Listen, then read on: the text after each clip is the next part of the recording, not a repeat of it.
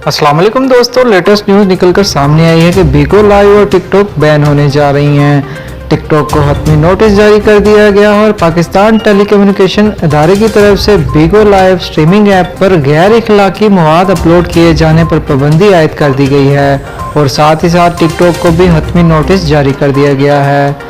Pakistan telecommunication का कहना है कि गैर इखलाकी मवाद की वजह से बिगो लाइव को बैन किया जा रहा है। बिगो लाइव और टिकटॉक को मुतअद्दिद बार एप्लीकेशंस भेजी गई हैं कि गैर इखलाकी मवाद को हटाएं या इस पर एक मौजू निज़ाम बनाएं। इस बारे में बातचीत की गई लेकिन कोई तसल्ली बख्श जवाब सामने नहीं आया, जिसको मद्देनजर रखते हुए बिगो लाइव को बैन किया जा रहा है और टिकटॉक को हतमी नोटिस जारी कर दिया गया है। दोस्तों, अब हो सकता है कि आने वाले दिनों में टिकटॉक को भी बैन कर दिया जाए और मजीद ऐसी एप्लीकेशन पर नोटिस लिया जाए। वाज़ेह रहे दोस्तों कि लाहौर हाई कोर्ट में टिकटॉक पर पाबंदी के लिए एक मुतल्लिफ दरख्वास्त दायर की गई थी, जिसमें वीडियो एप्लीकेशन को जदीद दौर का एक बहुत बड़ा फितना करार दिया गया।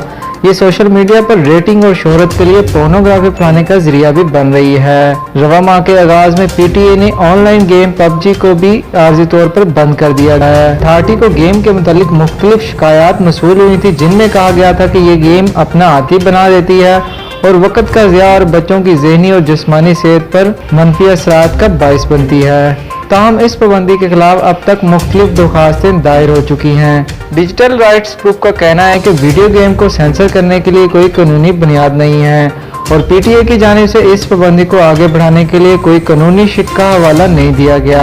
अगरचे बरकी जुराइम की रोकथाम के लिए कानून 2016 की शिक 37 पीटीए को गैर कानूनी ऑनलाइन मवाद को रोकने का इख्तियार देती है। तशरीह पीटीए की जानिब से बयान करदा वजूहात की बुनियाद पर किसी वीडियो गेम को रोकने का इख्तियार नहीं देती।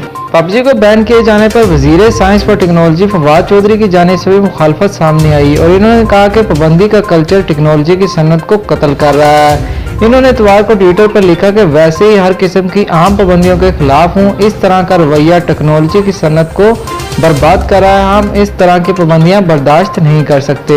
इन्होंने उम्मीद जाहिर की थी कि वजीर आईटी सैयद अमीनुल हक इस पाबंदी का नोटिस लें और पीटीए को हदायत करें कि इस तरह की पाबंदियों की हौसला अफजाई न की जाए, क्योंकि ये तवील मुद्दती बुनियादों पर कौमी टेक्नोलॉजी की तरक्की के लिए तबाहकुन साबित हो सकती हैं। दोस्तों, आपकी नज़र में पीटीए का ये फैसला कितनी हद तक ठीक है? कमेंट सेक्शन में अपनी राय का इजहार जरूर कीजिए।